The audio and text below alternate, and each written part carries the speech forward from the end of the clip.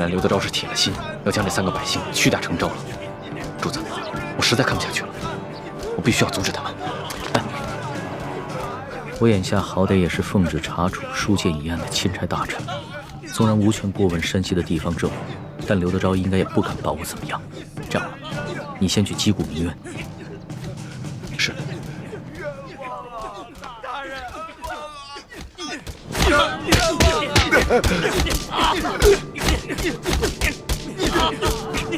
大人，你干什么呢？要干什么？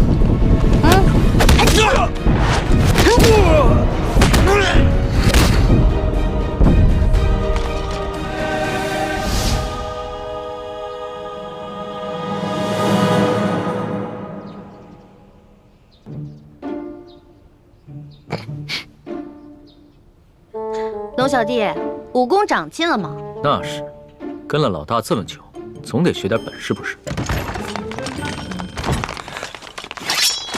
干什么？你们干什么？我们家大人奉旨前来山西查案，还不赶紧让你们巡抚大人出来迎接？你们真是钦差大人？圣旨在此，还有假吗？哇，一道圣旨这么威风啊！老大。 这个代表着至高无上的皇权。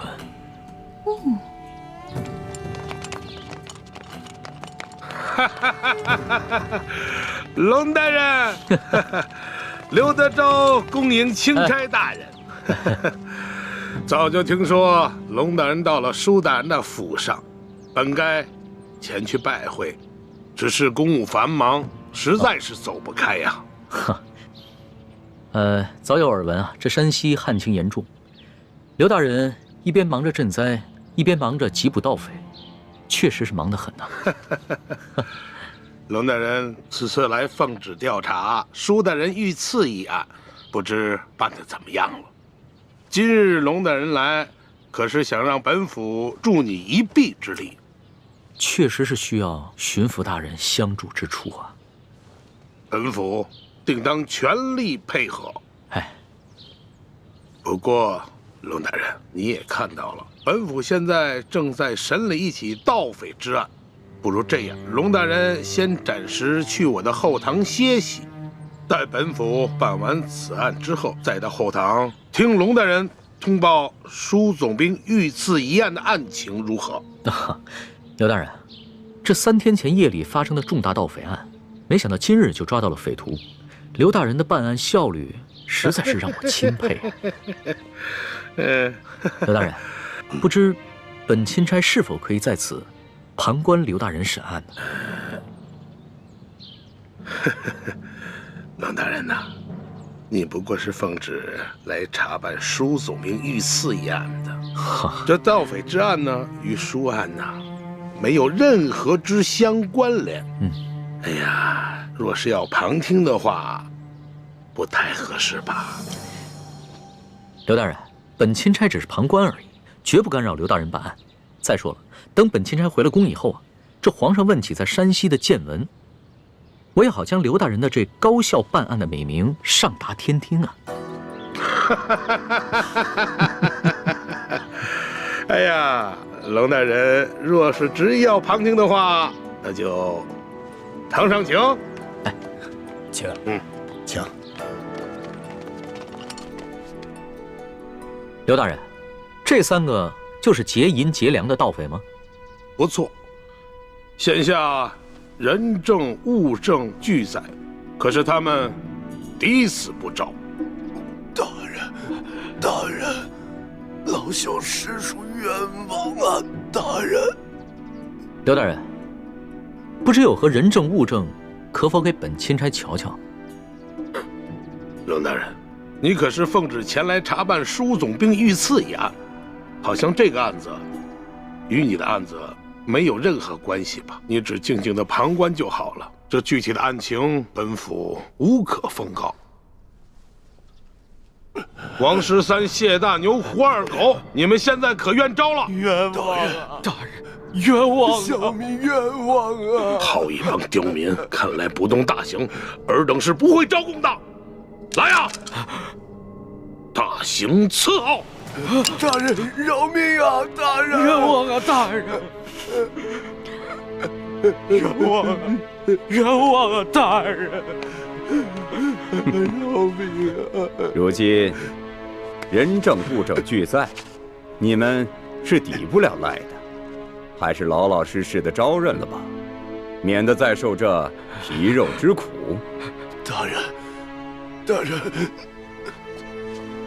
老朽自打进了这个公堂，我就知道我不可能活着出去了。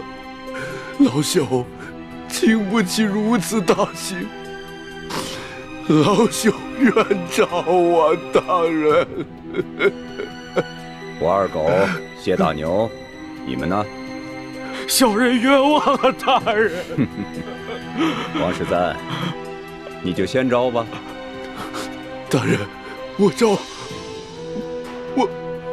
大人，老朽我实在是不知道该招些什么呀。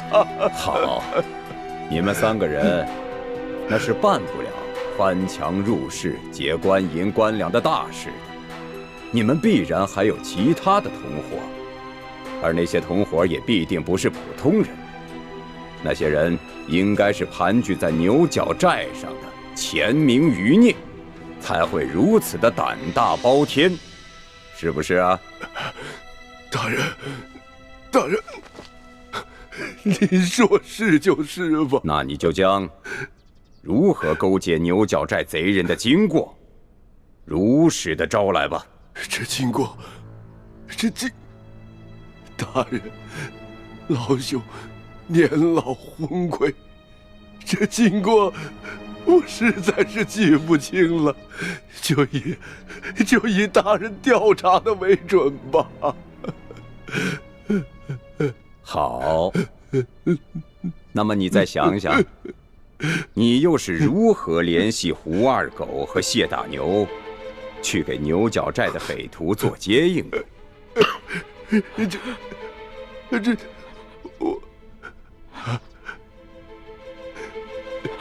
这位老伯，你我素不相识，你要认罪是你的事，可不能胡乱拍咬我们呢。前日我家娘子刚刚流产，还等着我回去照顾她呢。这位老伯伯，我家里还有瞎了眼的老娘等我回去照顾，这盗抢官粮官银，可是死罪啊！大人，大人，老朽无儿无女无家产，我死不足惜。可是我与这2位小兄弟素不相识，你要让我胡乱指证，小老儿我心里实在是不安呐。看样子你还是没想明白呀。来人呐，在，让他清醒清醒。大人，大人，老朽冤诏，冤诏啊！大人，这案情经过，您比老朽更清楚，就请你们代老朽写下供词，让老朽画押便是啊。这就对了。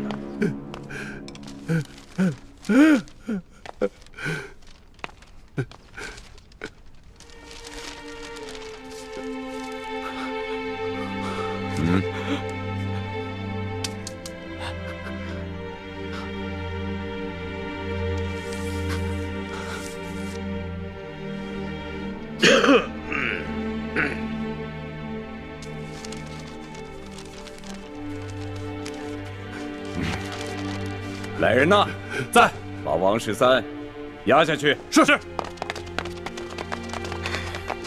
大老爷，走，你们关闭民房呐！胡二狗、谢大牛、王13都已经招了，你们还要顽抗吗？罢了，胳膊拧不过大腿，被砍头也比这么活着受折磨的好，反正都是个死。小人愿招。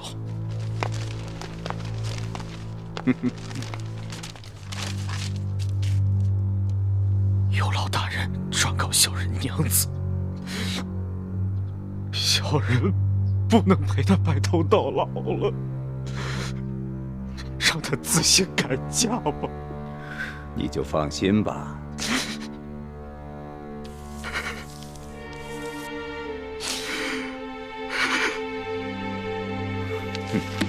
来人，在，把胡二给我带下去。是。走。哎呀，谢大牛，就剩下你一个人了，怎么着啊？你们这些狗官，简直丧尽天良！就算你们有本事瞒得过朝廷，瞒得过皇上，你们也瞒不过老天爷！住口！来人，走，把他的嘴给我塞上。是。慢着，贼什么嘴呀？他不是愿意骂吗？你让他骂。谢大牛，我告诉你，皇上远在紫禁城里，你就是把喉咙骂破了，皇上也听不见。现在呢，我就给你一次机会，你是直接画押呢，还是领教我这堂上诸般的刑法之后再画押呢？狗官，你不得好死！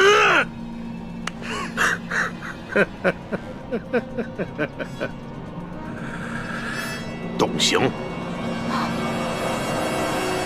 慢着，不能动刑。刘大人，想不到如此一起惊天大案，你们居然是如此办理的，真是让本钦差大开眼界。龙大人，有些事情你是不知道的。此地民风向来是彪悍奸诈，这几个人装出一副可怜的模样，不过是想博取龙大人的同情罢了。尤其是这个谢大牛，他爹曾是牛角寨上前明余孽中的一员，前2年刚被判了腰斩，而且那起案子就是谢大牛他娘亲自出手的。可是我实在没有想到啊，如今他谢大牛长大了，仍然与这牛角寨暗中勾结。当初我娘出手，害得我爹被腰斩。我一直以为我娘做得对，我爹就是个大逆不道的糊涂虫，他该死。可我如今才明白，是我娘错了，是我娘错了。这大清的天，简直比锅底还要黑呀！这百姓就该反！住口！住口！龙大人，你听见了吧？你看见了吧？此人果然是前明的余孽呀！他勾结山匪，打劫官府的库银。即便是他不招供，就冲他刚才那番说辞，本官也可以判他个斩立决！斩立决！刘大人，若不是你们软硬兼施，诱供逼供，这谢大牛又何至于恶言诅咒朝廷？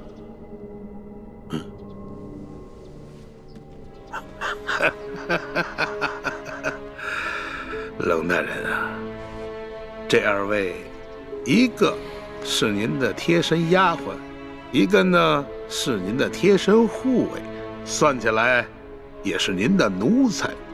可是你今天看看，他们2个竟然敢在公堂之上对本府出言不逊。龙大人，你平时对你的手下是不是未免太放纵了一些啊？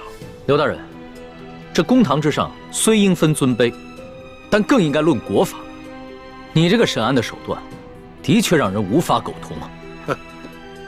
龙大人啊，这说起来，你虽然乃是一个奉旨办案的钦差，不过是官拜5品，比起我这2品的大员来说，似乎是还低了这么几级吧。而且这圣旨上写的是明明白白，你龙大人是来办理舒总兵遇刺一案的。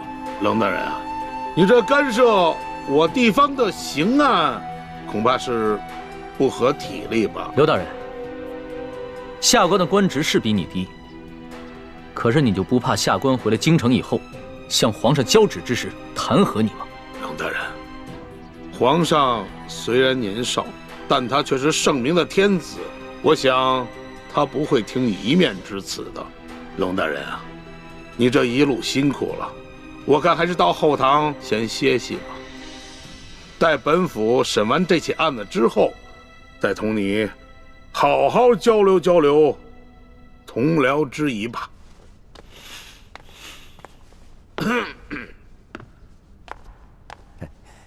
龙大人，请随下官到后堂歇息吧。慢着，你们可知我乃是？龙大人还有什么话要说吗？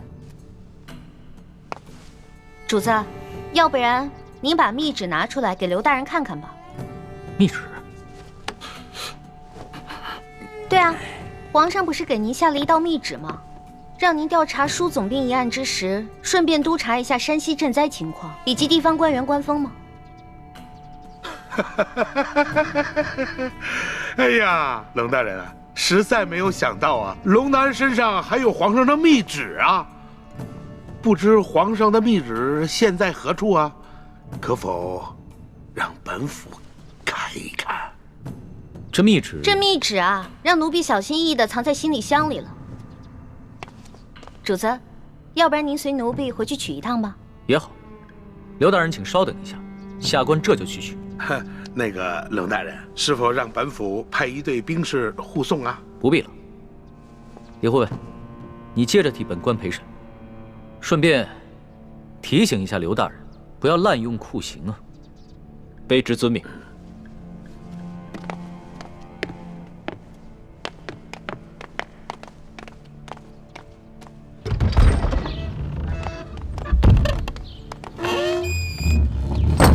老大，现在怎么办？如果咱们拿不出密旨的话，刘德昭一定会说我们假传圣旨，到时候必定跟我们翻脸，那3个人就死定了。尤其是那个谢大牛，不死也得残废啊！哎，事到如今，只能造一封假的密旨喽。伪造密旨？这个刘德昭身为山西巡抚，又加兵部侍郎衔，乃2品大员。即使他不知道你长什么样，你的字他总归认识吧？老大，你疯了吧？这是我首次微服私访，毫无经验，我没有带上玉玺，也没有带上书写圣旨的龙文黄卷啊。万事都有变通的嘛，龙小弟。这个密旨肯定不能正式的写在龙文黄卷上啊。我们把宫里御用的花笺，加上你的御笔亲书，还有玉玺印鉴拿出来给他看，肯定能唬住他了。不是，可问题就在于没有玉玺啊。我可以帮你搞定啊，我照着你圣旨上的玺印刻一个不就得了？你还会刻章？那当然了，老大我18般武艺样样精通，医药赌蛊、机关杂耍、金石篆刻都不在话下。走吧。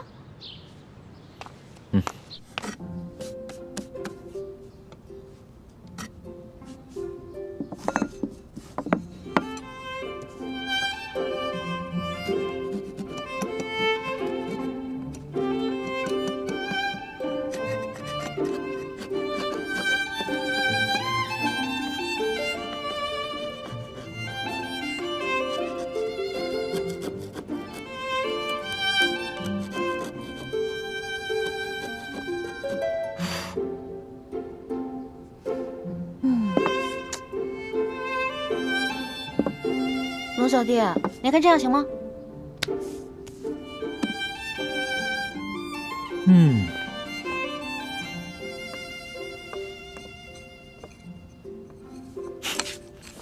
老大，你这个篆刻的功夫果然和你的武功一样，不能深究啊。刘德昭只要仔细一看，就能看出其中的破绽了。切，问题在于他不可能仔细看。你那道圣旨是真的，他已经仔细看过了，怎么可能怀疑这个是假的呢？那我们只能碰碰运气了。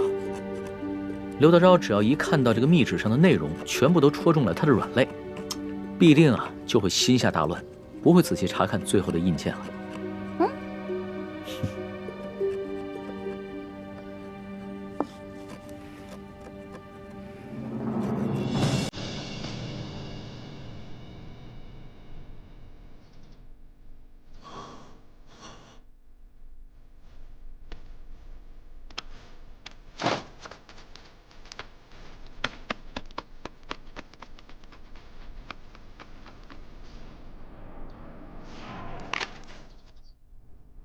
李护卫，不知你家大人和令妹何时会回来呀？啊，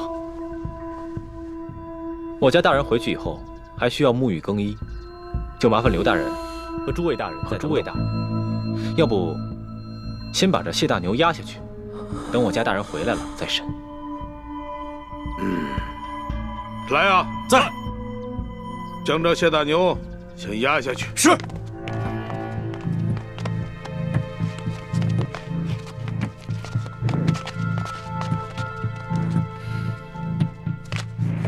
李护卫，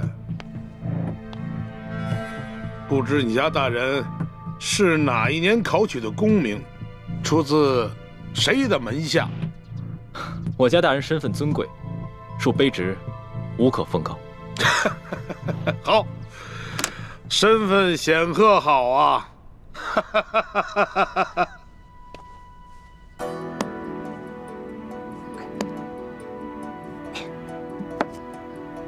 哇，大功告成！龙小弟，怎么奖赏我啊？奖赏？伪造官印已是杀头的大罪，这伪造玉玺是要诛九族的。龙小弟，什么意思啊？过河拆桥？我可是奉旨造假。我跟你开玩笑的。论到杀头的大罪啊，这几天我龙三犯的可不比你少。只不过老大，我真的很好奇，你到底是从什么地方来的？为什么会有这么多特殊的技能？我就是一个江湖混混啊，江湖小混混，自然要学得多一点，不然怎么混得开啊？对吧？相比于刘德昭啊，你更是让我大开眼界。亏你技艺不精，这个玉玺呢，你伪造的不能到以假乱真的地步，要不然的话，那可真就天下大乱了。龙小弟，我是不是做了什么忌讳的事儿啊？从此在你心里就记了我一笔了？没事儿，这要是别人呢，伪造玉玺，不管出于什么原因，我都不会轻饶了他。但是你嘛，我知道，你虽然天性顽劣，但是你一定不会做出什么让我不可原谅之事。虽然你嘴上这么说，但是我知道，在你心里已经对我有防备了。早知道我就不出这个馊主意了。另外想办法救那3个百姓啊。反正呢，我已经打定了主意，这次回宫以后，就一辈子把你拴在我身边。这样的话，你就不会犯下什么连我都保不住你的重罪了。我才不要在那个像金笼子一样的紫禁城里坐牢呢。君无戏言，记住我刚才说的话。可是你现在已经不是皇上啦，你是我的龙小弟啊。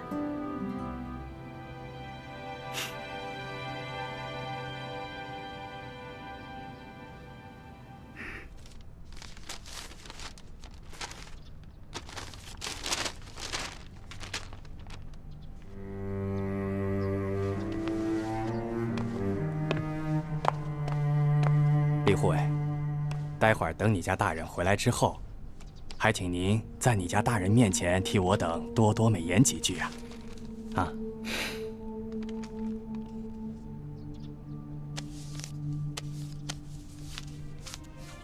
好说，好说。多谢。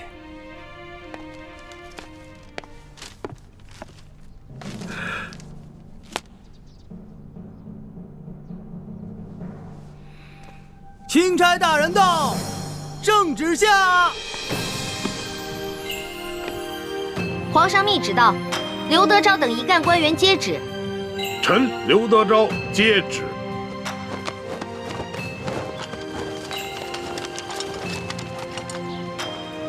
奉天承运，皇帝诏曰：着龙3为钦差大臣，在查办舒总兵遇刺案之时，监督查访山西赈灾之详情，以及地方官员之官风政绩，如实禀报，不得有误。吾皇万岁万岁万万岁！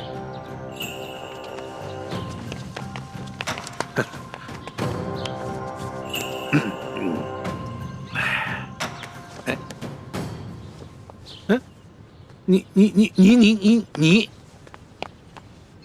刘大人，这皇上的密旨可都听到了。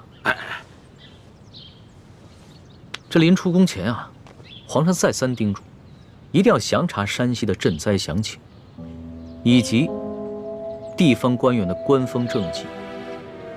那就有了各位大人多多配合了。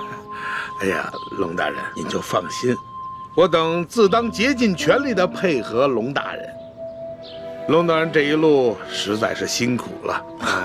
这收总兵的府邸的位置这么偏僻，而且呢，设施呢又这么简陋，实在是委屈龙大人了。龙大人是这样啊，如果龙大人您不嫌弃的话啊，毕府呢有一个小小的别院，而且环境十分之优雅，出行呢十分之便利。大人可否考虑移驾到小院暂住啊？多谢刘大人的美意。只不过啊，这皇上下旨让下官巡查当地的官风，你我不适合走得太近，只怕别人容易多说闲话，对你我都不利啊。哎呀，龙大人，你看你啊，自京城远道而来，那是翻山越岭啊，太辛苦龙大人了。你看啊，你既然到了这里，那怎么着也得让我们这些地方的同僚尽一尽地主之谊吧。主子，咱们这几天在舒府，天天粗茶淡饭，嘴里都淡出鸟来了，不如就看看这刘大人有什么好东西招待我们。鸟的，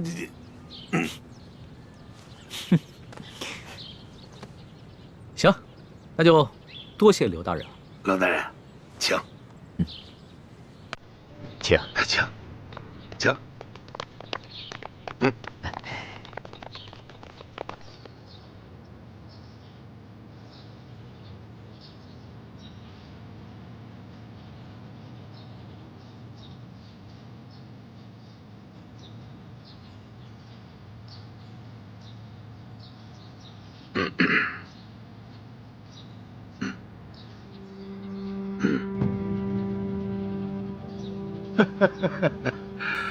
哎呀，龙大人啊，能够来此与我们这帮地方同僚小叙，实乃是我等荣幸之至啊！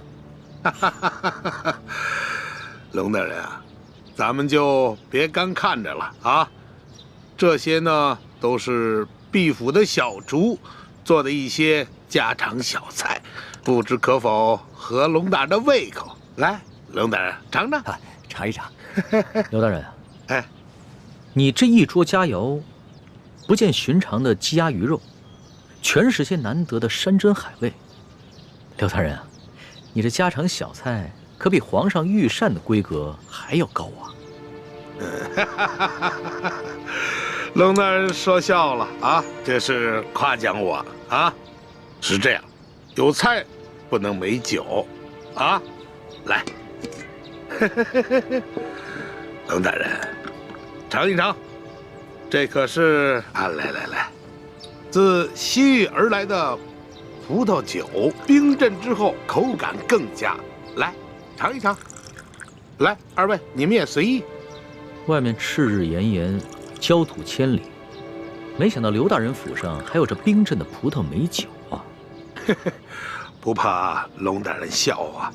本府呢体胖怕热，故而呢在这家中多挖了几口冰窖，每到隆冬之时呢，就会大量的取些冰块，以度炎夏。刘大人，会享福。此次山西等省大旱，这皇上啊，在紫禁城里是食不下咽，寝不安枕，麻衣素食1个月之久，还赐龙血抄佛经。这才求得一场甘霖。看来这做天子的，真是不如这做臣子的逍遥自在啊。哎呀，龙大人，此话严重了啊！来，哎，吃菜，来吃菜啊！大人请。刘大人，不必忙活了。你这一盘盘的佳肴，在本钦差的眼中，就是民脂民膏；一杯杯美酒，就是黎民血泪。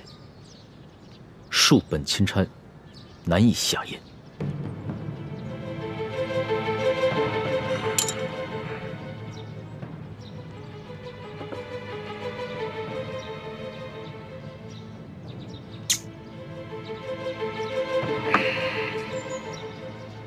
龙大人果然是忧国忧民呐，让我等十分惭愧啊！你有什么话，不妨直说，我等洗耳恭听。刘大人，咱们也不必拐弯抹角了。你我已算是心照不宣，我只要求刘大人做好3件事情。不知哪3件？第一，放了王13等人，还有那日你在你小舅子员外抓捕的那些灾民，全部无罪释放，并加以赔偿。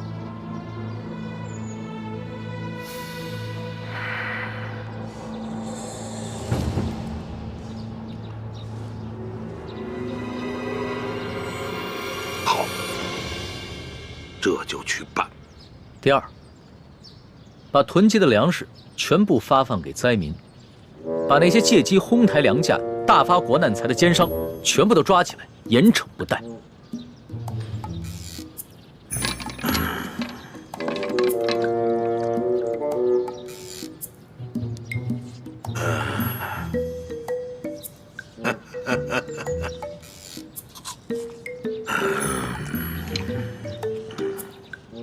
好，这就去办。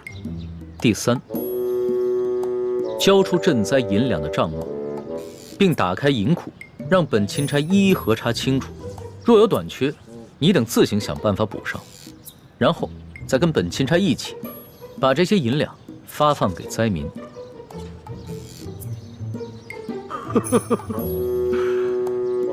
二位没觉得这个天儿格外的闷热吗？是啊，热得很。好啊，我这就调集人马，即刻就办。刘大人啊，你可不要敷衍本钦差啊！你们应该都清楚，眼下能否办好这3件事情，不仅关系到数十万灾民的生死，更关系到你等一干地方官员的前途和性命。本府明白。行，那本钦差就告辞了。宋大人，不必了。诸位大人，留在这儿，继续享用这些美酒佳肴吧，别浪费了。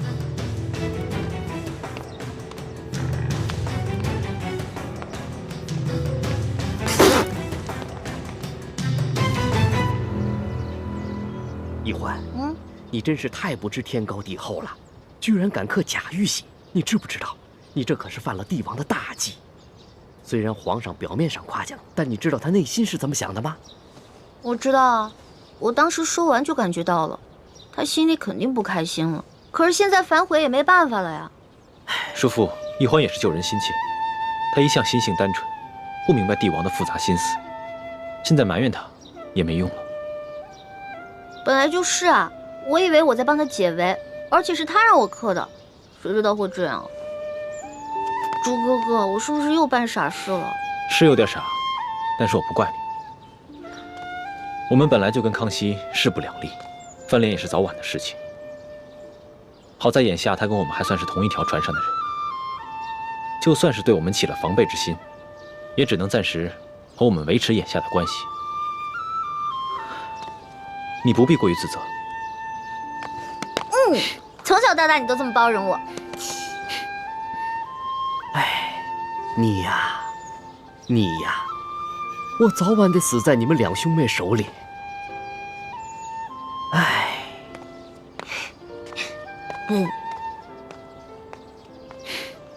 死在你手里。你呀，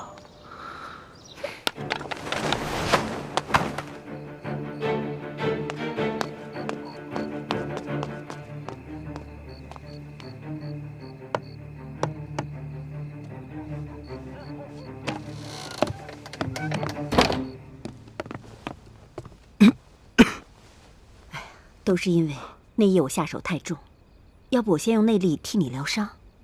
多谢前辈，不必了。刘德昭一直怀疑他身边有了奸细，只是还没有怀疑到我身上，所以我不能耽搁太久。是不是刘德昭他们又有新举动了？今天钦差大人直接来了府衙，还亮出了皇上的密旨，把刘德昭他们吓了个半死。钦差大人走后，刘德昭便召集了他那几个心腹的官员和府上，一起商量对策。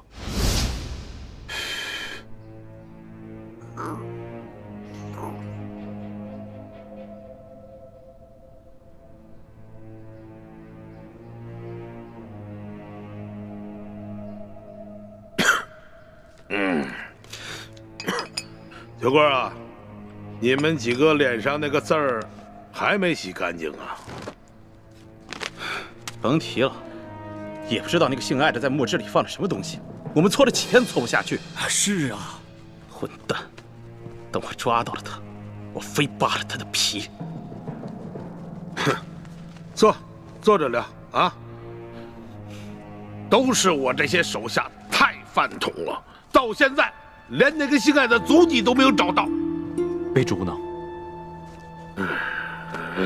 行，姓艾的事情先放一放，我们现下当务之急就是全力以赴的要对付这个钦差龙三。姐夫，你真要听那个姓龙的呀，把我们哥几个全抓起来？要真把哥几个抓起来，是去走走过场也都罢了，就怕这个龙大人啊，是存着杀鸡儆猴的心思，不肯见好就收就完了。对啊，是。还有那个赈灾的银子，你说咱们现在都吞到肚子里，消化了大半了，这怎么吐得出来呀？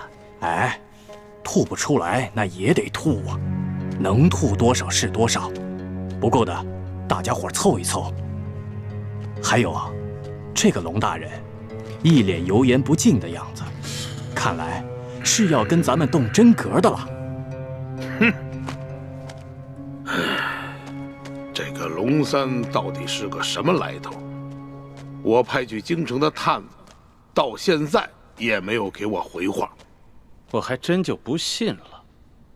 这世上有不偷腥的猫吗？甭管怎么样，咱们先备下重重的厚礼，探探他的底儿啊！哎，对，没准他眼下的假正经，就是为了将来狠捞一笔。哎，还有，我看那个龙大人年纪轻轻，血气方刚，正是干柴烈火的年龄。你们府中谁还有没开包的绝色美人？哈，也别藏着掖着了，赶紧贡献出来。等把这厮弄上了咱们的船，先渡过了眼下的难关再说。啊？有吗？没有。有吗？没有。你有吗？没有。我有。我府上啊，还真有这么一位美人，不但人长得美，性子温婉，而且弹得一手好琵琶。哎，姐夫，我原本可是要孝敬你的呀。你小子，哎呀，任这美人如何的貌美天仙，我现在已经没有这种心情了。也罢，让这个美人去试一试龙三。哎，秋官啊，记好了啊，一定要查清楚这个女子的身份，不要再给我添乱子了。你放心吧，姐夫，她呀是一个孤女，我发现的时候都快饿死了，是我收留了她。锦衣玉食养着她，现在对我是感恩戴德，让她陪陪钦差大人，不为过吧？哎，不为过。我想，二位一定也猜得出来，他们所说的这个绝色美人是谁吧？该不会就是婉欣妹妹吧？正是。婉妹知道裘贵要把她送给刘德昭，她以为只要进了刘府见着我们便有机会私奔，所以这几日她在裘府不哭不闹，还假意奉承裘贵。我本想等我伤好了把她救出来，可没想到这帮禽兽居然想让她去侍候钦差大人。裘贵这个禽兽，早晚有一天我要亲手宰了他。刘德昭等人，若是把舒婉欣献给钦差大人，那他私自出逃，让人冒名顶替进宫之事就会暴露。所以我才急着来找你们报信儿，跟你们商量对策，但一直没找到机会，直到现在我才能偷偷溜出来。孟大哥，你还是来晚了。刚刚刘德昭的人已经接走了钦差大人，想来就是要行使这个计划了。什么？那如果钦差大人识破了婉妹的身份，而你是冒名顶替，那你和婉妹就都麻烦了。眼下之际，也只有我立刻赶去刘府，在舒婉心被献给钦差大人之前，把她给劫走。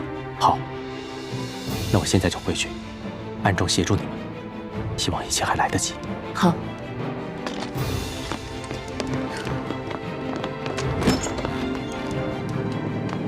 我走了。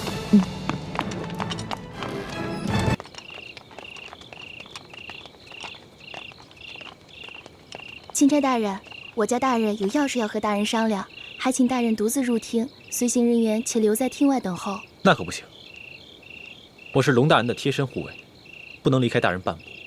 哎，无妨。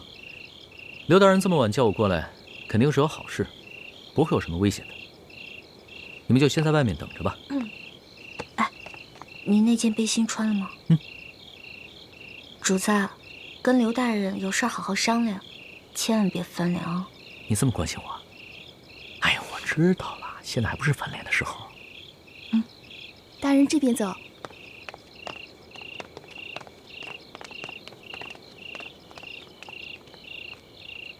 你把背心给他了。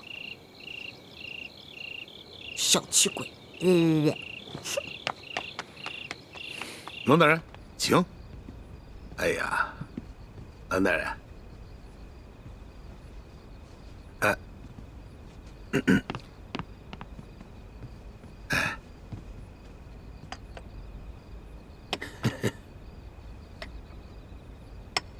赶紧赶紧。是。蓝大人，来，坐。坐坐坐。刘大人，你这私人府邸用度之奢华，丝毫不逊于皇宫啊！龙大人实在是过奖了。这么晚把龙大人请过来，没有什么别的意思，就是想咱们聊一聊私房话，交一交朋友啊。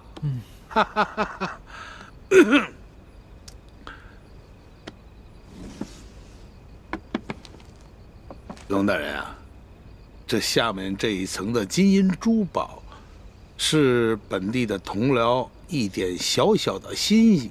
这上面的10万的银票，是本地的商户们孝敬龙大人的，一点点小意思，还请龙大人能够笑纳。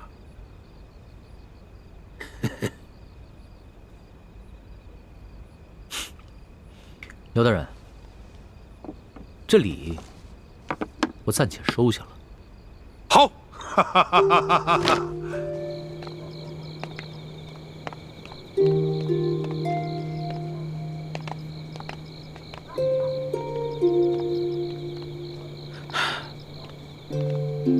万姑娘，等一下见了钦差大人，你可要好生服侍啊。是，裘老板。要是没有裘老板，小女子早就饿得没命了。小女子一定知恩图报。好啊，走吧。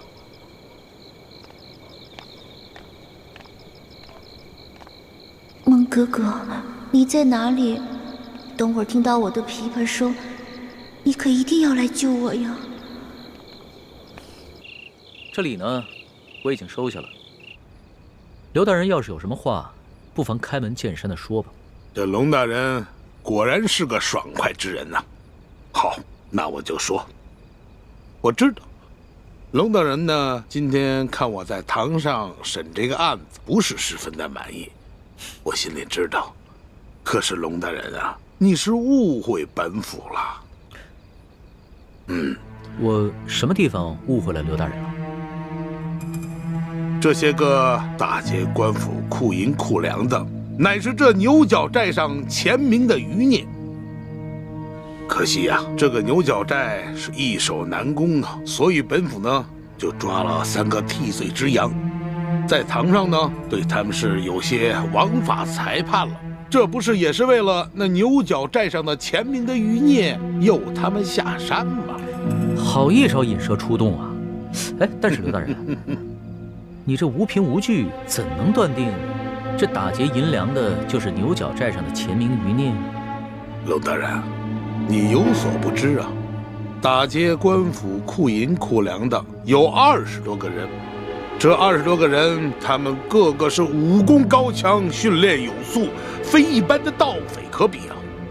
想来，在本府的辖区之内，也就是这些牛角寨上的前明的余孽有此实力。哦，原来如此。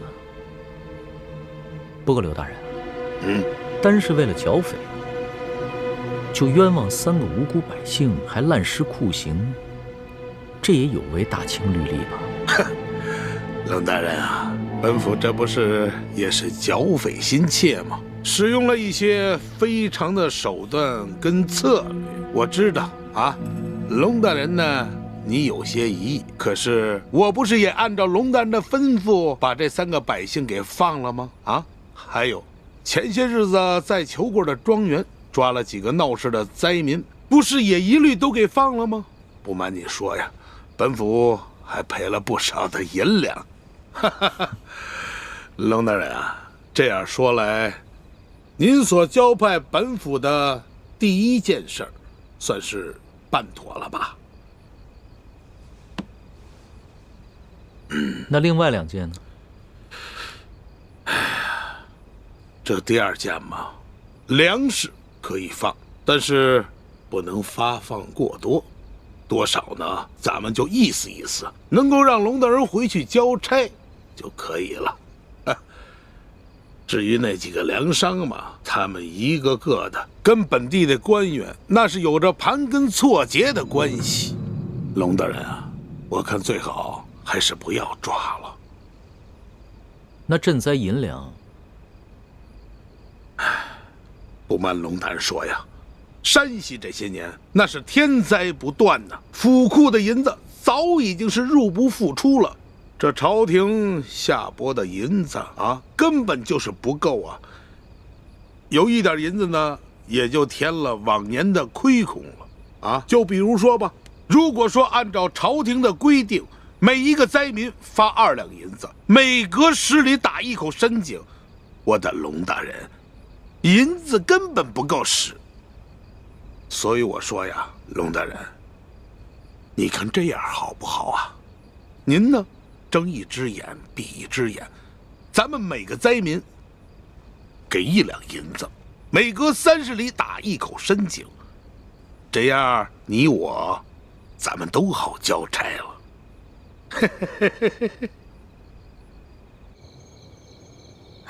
朱哥哥，你说这刘德昭单独把龙小弟招进去，到底想干什么呀？还能干什么？肯定是利诱啊！这些蠢货，如果知道他们正在收买的钦差大人就是当今皇上，肯定会吓得屁滚尿流。嘘，那太好了，咱们可以用他们贿赂龙小弟的钱买粮食，然后分给灾民啊。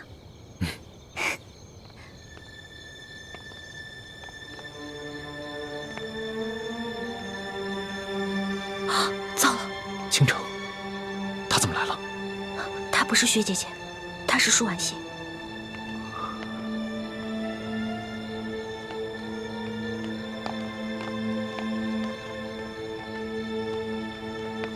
依姑娘，你怎么在这儿？你这几天怎么样啊？我挺好的，有劳依姑娘挂心了。你们不是那个外地客商的仆从吗？怎么会在这儿啊？啊，我们就是钦差大人的随从。啊？哎呦，那小的我真是有眼不识泰山了。前面的事儿，多有得罪啊！二位多担待。这位姑娘，在淮阳村的事儿，那是个误会啊，真的是误会。这位姑娘就是你们在淮阳村抢走的那位吧？哪能啊！万苏姑娘，那我一直是礼敬有加，半丁点我也不敢亏待呀。你要不信，你问他自己。哦，裘老板对我一直很好。那晚确实是一个误会。原来你叫万苏啊？万苏，舒婉欣。原来你是把名字倒过来说了。果然聪明。那万姑娘，你现在是？我现在，裘老板让我。是这么回事。巡抚大人呢，在里面呢。万姑娘弹得一手好琵琶，我就让她进府给巡抚大人弹几首小曲儿。二位，咱们回见啊。万姑娘，请。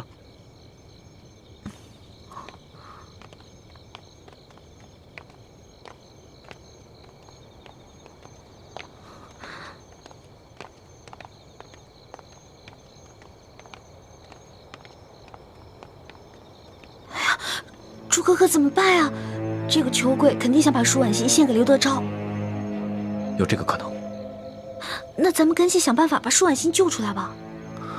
现在不能轻举妄动，否则惊动了康熙，让他发现了舒婉欣，就会坏了大事。哦，对了，咱们去找孟祥和，让孟祥和把舒婉欣救出来，最好能马上带她私奔，这样雪姐姐也安全了。不行，距离10年之期还有20天。这个孟祥和很迂腐，他一定不肯提前毁约，一定会坚持到期满之日才带着舒婉欣离开。那怎么办啊？不过，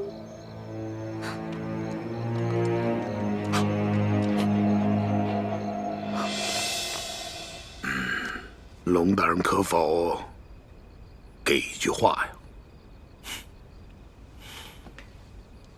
刘大人，哎，你们做的每一件事情，都够得上杀头灭族的了。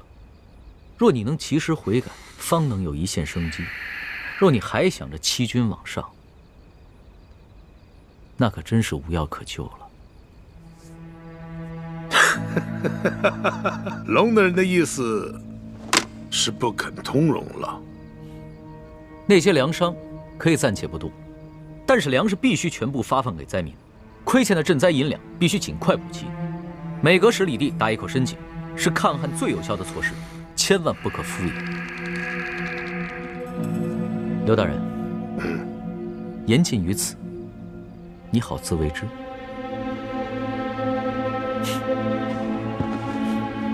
慢！什么？他们让舒婉欣去色诱钦差大人？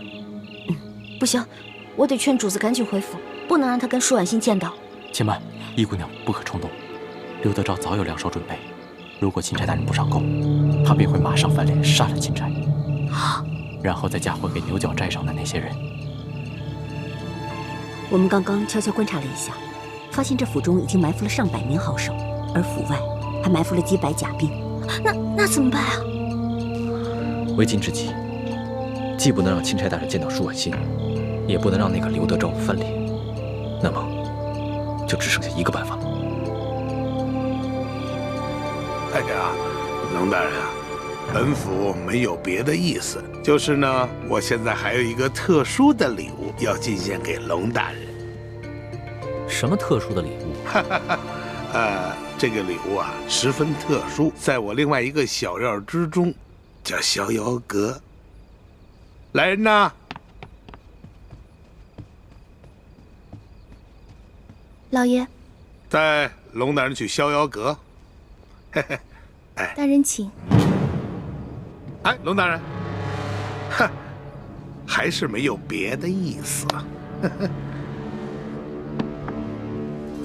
给大人拿着。是。龙大人，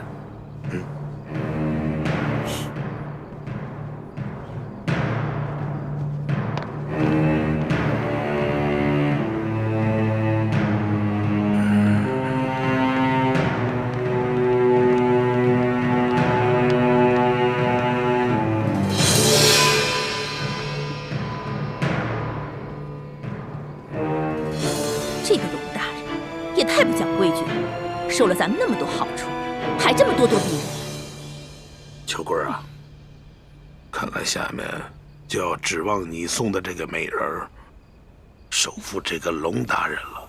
放心吧，老爷，弟弟这次挑的美人呐，可是绝色美人，就等着龙大人上钩了。只要咱们抓住了他的把柄，看他装什么假正经。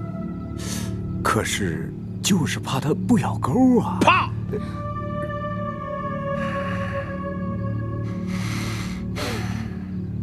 那就一不做，二不休。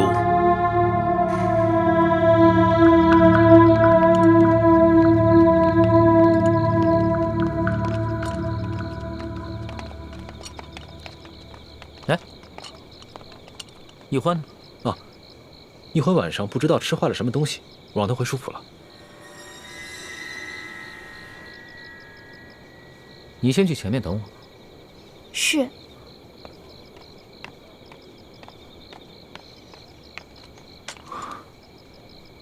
主子，主子千万沉住气，否则今晚我们都不能全身而退了。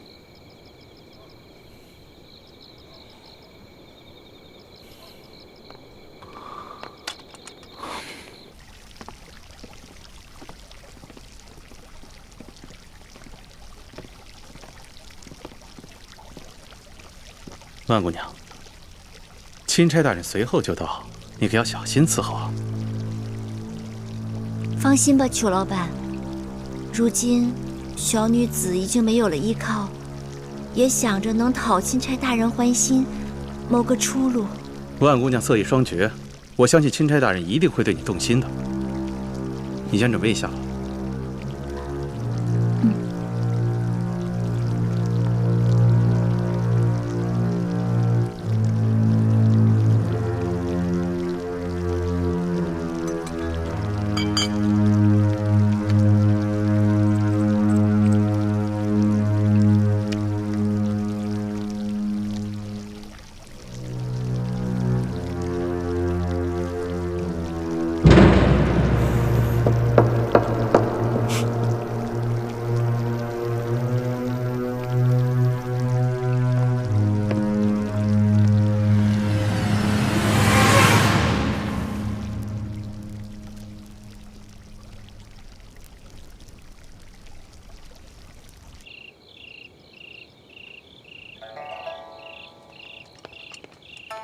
大人，到了。龙大人，这就是逍遥阁了。这逍遥阁建的还真是别致，这琵琶弹得更是动人。本官还从没听过这么美妙的曲子。这逍遥阁内的布置啊，更是别致。曾经有一位进城来的姓张的大人，他一连在阁内住了1个月，都不想出来了呢。这么说，这个逍遥阁是一个能让人乐不思蜀的温柔乡啊。我家大人为龙大人准备的礼物就在阁中，还请龙大人独自一人进屋领取。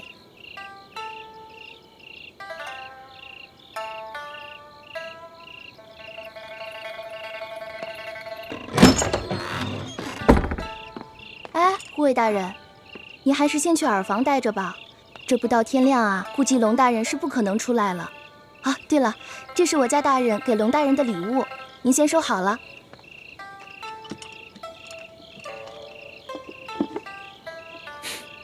护卫大人，这边请。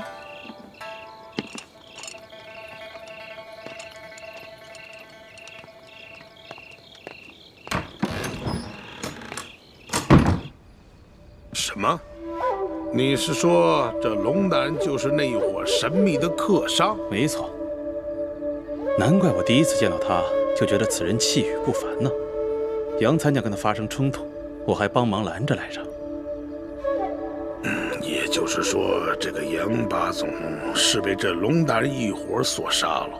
应该是错不了。其他人没这么大本事，更没这么大胆子。淮阳村那10余个不肯搬迁的刁民，也是被他们藏起来了。老爷，我看这个龙大人不怀好意呀。如果说我们连这美人计都失效的话，那看来我们只有是铤而走险了。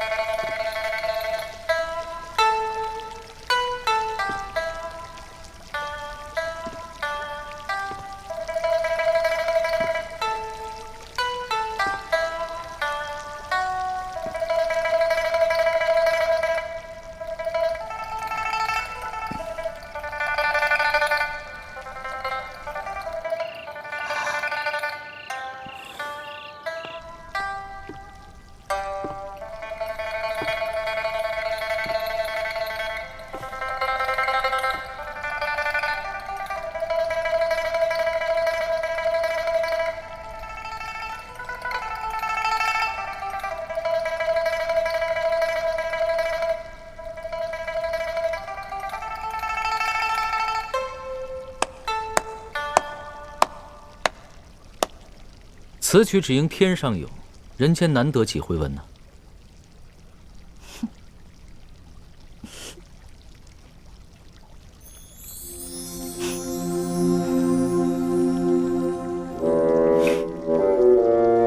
老大，你怎么是你啊？怎么就不能是我呀？我是你老大，当然不能让你做美人计了。祥和。本来你就有伤在身，还未痊愈，本不想辛苦你。可是我看这龙山的护卫个个都是一把好手，一般的兵士不是他们的对手，所以大人放心，卑职的伤不碍事。有你在，我就放心了。一会儿呢，见势不妙，咱们立刻动手。祥和呀，你不要管别的。你就负责缠住那个李护卫。卑职遵命。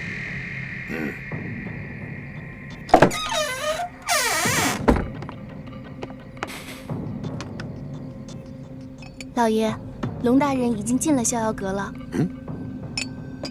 听到里面有什么动静吗？没有，只听到不断有琵琶声传出，想是龙大人还在听曲子。是。你就放心吧。今天在逍遥阁，我可是用上那催情香了。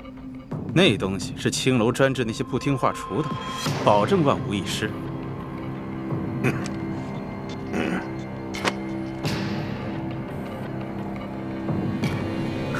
老大，我还是第一次看你打扮成这个样子。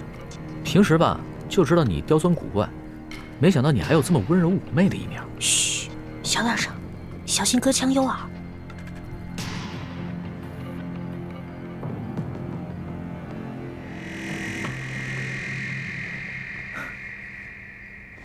哎，老大，你什么时候会弹琵琶了？我一直都会啊，我不光会弹琵琶，我还会弹琴呢。我知道你什么都会，可是你不说你什么都学而不精吗？你这琵琶弹的可比宫里的乐伎要好多了。我那是谦虚啊。那再给我弹一曲呗。再弹一曲啊？好啊。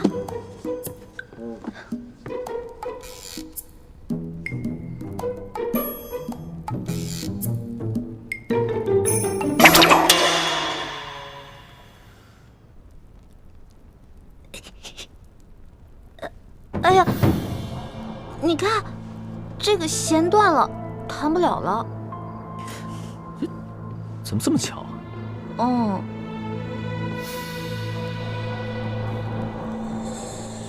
老大，那刘德昭给我准备的美人呢？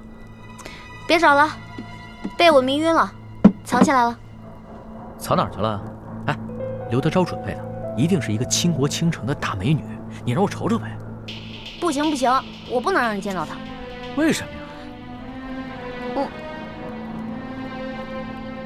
老大，你是不是吃醋了？我怎么可能会吃醋呢？我知道，你平时就是个色狼，但这个时候你千万不能乱了分寸。你要是被色了，那你一世英名就被毁了。我怎么平时就是个色狼啊？我要真是色狼的话，早就把你给吃了。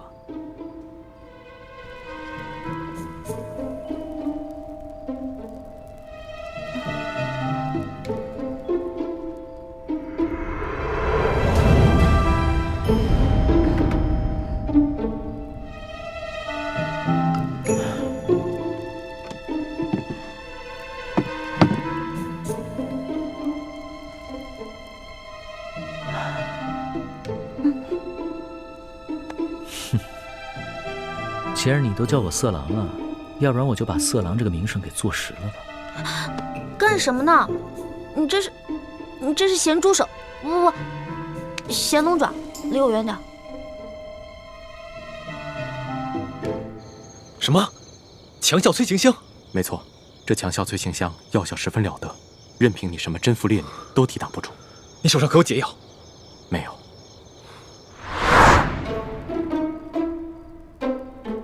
你干嘛这么色眯眯的看着我呀？我可警告你啊，从现在开始我们两个就只是聊聊天、吹吹牛，一直到早上，你就一脸满足的出去，然后我这边呢，再悄悄把美人弄醒，一切都万事大吉了，知道吗？一脸满足的出去，这聊聊天、吹吹牛，还怎么一脸满足啊？这我可演不出来。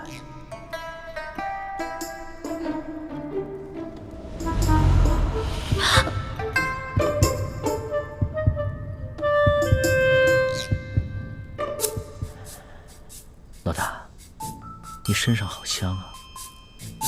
那些池子里的花，应该和你身上的味道一样香吧？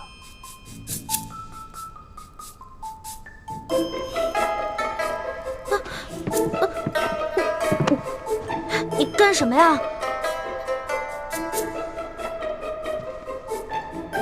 老大，你看这浴池这么华美，长夜漫漫，要不然一起共浴吧？不行！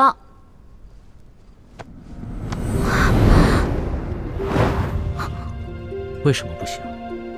你是我老大，我是你小弟，我们都可以同生共死，同甘共苦，一起共个浴又怎么了？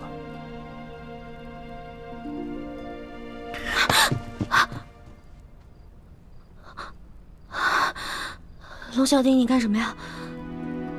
外面都是人，如果看到的话，看到咱俩就完了。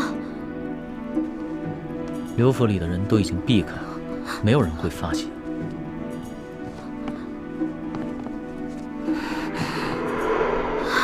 不行，不行，外面全都埋伏着兵甲，要是被发现的话，我们俩小命可就都玩完了。牡丹花下死，做鬼也风流。龙小弟，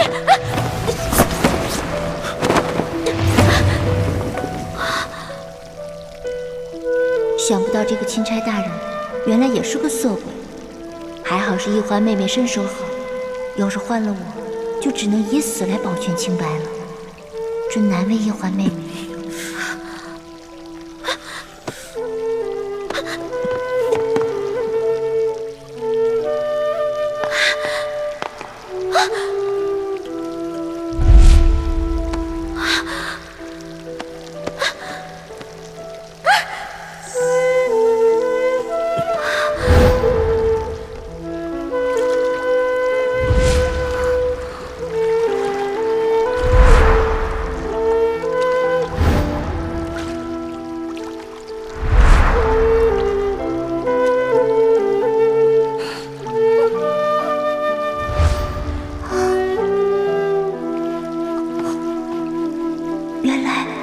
原来樱花妹妹和这个钦差大人早有私情。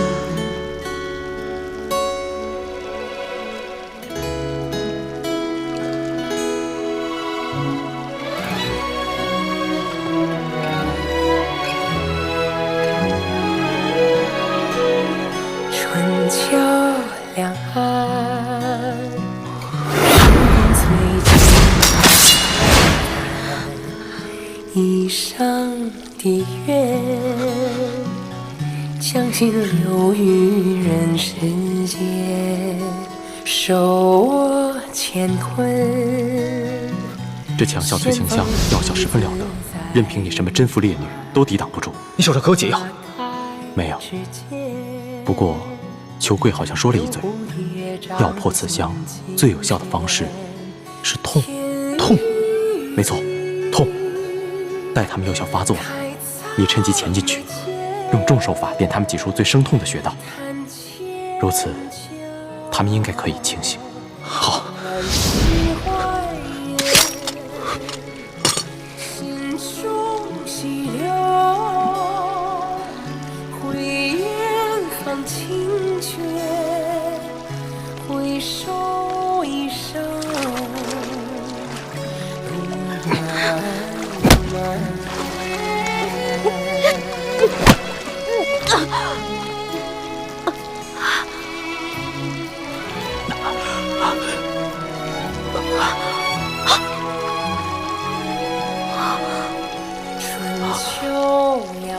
主子，易欢是许配过人家的，不可能跟着主子过一辈子。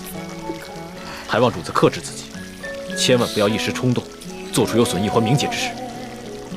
将心留于人世间，手握乾坤。卑职听到阁中不断传来调笑之声，还有追逐嬉戏声，后来还有落入浴池的溪水声，还有女子呼痛的娇呼之声。看来龙大人兴致很高。开在眉间，弹千秋。其实我刚才也不知道怎么了。你别再说话了，我们觉得刚才什么都没有发生过。刘德昭在这香炉里放了催情香，你们刚才都中招了。催情香？难怪我刚才只觉得意识模糊，怎么也控制不住自己。我一时之间寻不到解药，只能用重手法点了你们几处痛穴，刺激你们清醒过来。还请主子恕罪。这次多亏了你及时赶到，不然易欢将来只怕会恨我一辈子。欢妹，你刚才也中了催情香，才会乱了神智，我不怪你。但是你要记住，你可是有夫之妇，千万不要做出玷污我们李家门楣之事，否则我永远不会原谅你的。你更不要害主子落下一个夺人之妻的恶名，有损他的威严。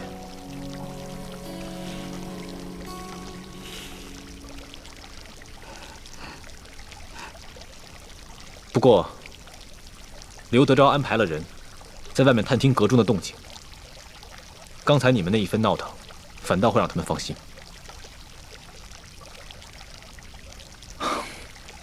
你们现在都已经清醒了，我也得赶紧离开了，免得被他们发现，坏了大事。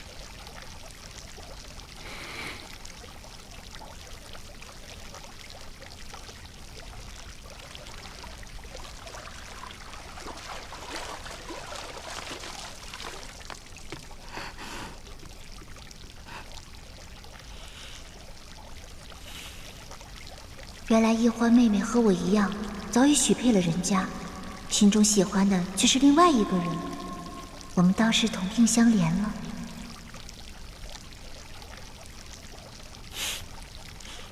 你现在的样子，哪里还像我的老大？你不说话，没人把你当哑巴。若是不说话的话，岂不更尴尬？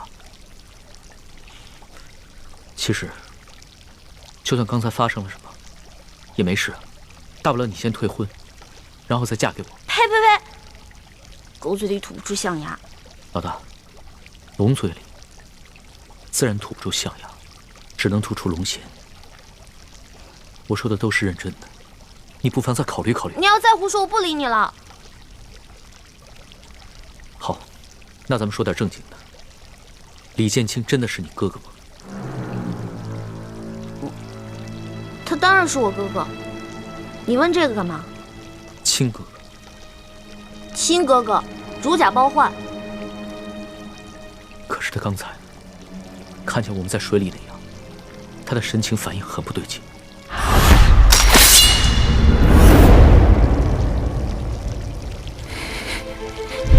当时他很是气急败坏，似乎还曾想对我出手，连剑都拔出来。他是因为他以为这屋里还有刘德昭的人，他拔剑是为了保护我们。可是他眼神中有一种恶狠狠的东西在看着我，像针尖一样锐利。虽只是一闪而过，可我的心却不寒而栗。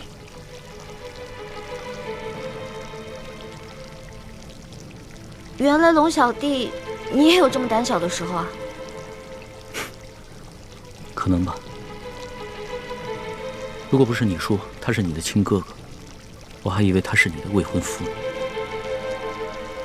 你看你，越说越离谱了。他和我未婚夫从小一起长大，他肯定不愿意看到我在成亲之前出什么意外。你想想那些公主格格们，如果早已许配了人家，有别的男子打他们的主意，那你肯定也会不开心的。可能是我想多了吧。